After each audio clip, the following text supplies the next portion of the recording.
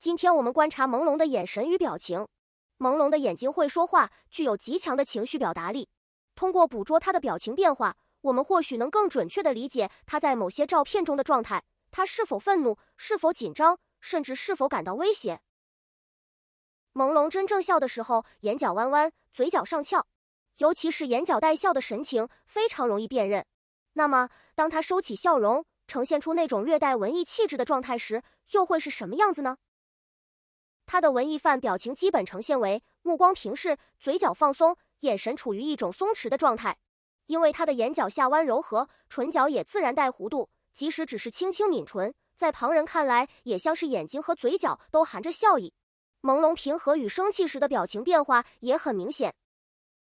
大家觉得朦胧的心情如何？用愤怒和鄙夷来形容并不为过。朦胧极少以这种表情入镜，而一旦出现这种神情，这一组照片里就不会再看到任何笑容。这组照片拍摄于2020年8月遇见郑州的演出，当时必然发生了很不好的事情，导致在他的演出中明显看到他眼睛发红，眼角含泪，强撑着演出。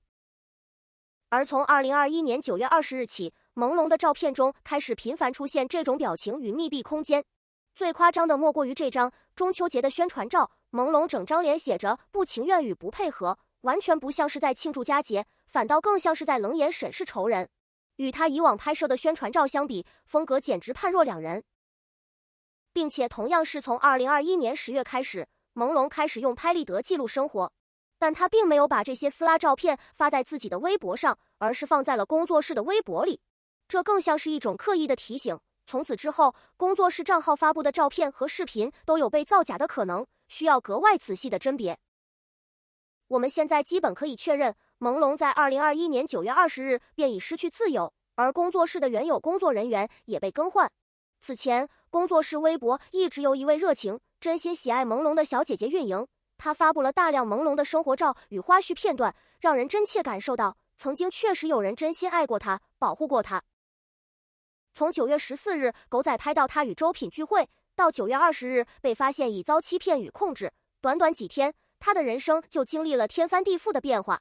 自那一刻起，朦胧的照片里再也没有出现过真正的笑容，